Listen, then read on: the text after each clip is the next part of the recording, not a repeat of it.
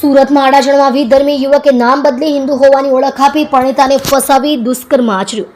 સુરતમાં વિધર્મી યુવકે પરણિતા પર દુષ્કર્મ કર્યાની ઘટના સામે આવી છે. શહેરમાં અડાજણમાં વિધર્મી યુવકે પરણિતાને પ્રેમજાળમાં ફસાવી દુષ્કર્મ આચર્યું. વિધર્મી હિન્દુ હોવાની ખોટી ઓળખ આપી પરણિતા સાથે મિત્રતા કેળવી અને બાદમાં તેને પ્રેમજાળમાં ફસાવી.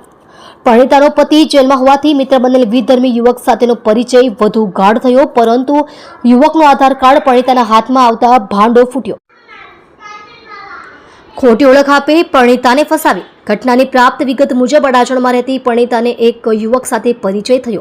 યુવકે પોતાનું નામ દીપક શાહ હોવાનું જણાવ્યું. યુવકે પરણિતાને પ્રથમ મુલાકાત વખતે કહ્યું હતું કે એક વખત મળો એટલે ઓળખી જશો. દીપક નામનો યુવક અને પરણિતાનો પરિચય આગળ વધ્યો અને તેમની મુલાકાતો વધવા લાગી. પરણિતાનો પતિ જેલમાં હોવાથી અનેક બાબતો પર દીપક તેને મદદ કરતો હતો. વારંવાર મુલાકાત અને યુવકની મદદના કારણે પરણિતાને પણ ગમવા લાગ્યો.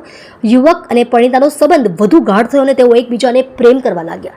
દીપક નામનો યુવક અને પરણિતા વચ્ચે શરીર સંબંધ બંધાયો. પરણિતા યુવકની પ્રેમજાળમાં ફસાઈ અને શોષણનો સિલસિલો શરૂ થયો. એક દિવસ બંને હોટલમાં ગયા હતા, ત્યારે દીપકે જે આધાર કાર્ડ આપ્યું હતું તેણે યુવકની પોલ ખોલી. વિધર્મી યુવકની હકીકત સામે આવતા કરી ફરિયાદ.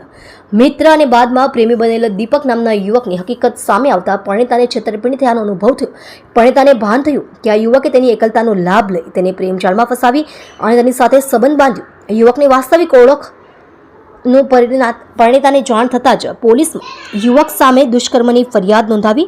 પરણિતાએ ફરિયાદમાં જણાવ્યું કે એક શખ્સે હિન્દુ યુવક હોવાની ખોટી ઓળખ આપી તેને પ્રેમજાળમાં ફસાવી દુષ્કર્મ આચર્યું છે. હિન્દુ યુવક દીપક શાહની ઓળખ આપનાર યુવક હકીકતમાં મુસ્લિમ યુવક ફૈઝાન છે. એકલી રહેતી પરણિતાનો આરોપી ફૈઝાન શેખે ગેરલાભ ઉઠાવ્યાની ફરિયાદને પગલે અડાજણ પોલીસે ગુનો નોંધી વધુ તપાસ હાથ ધરી છે.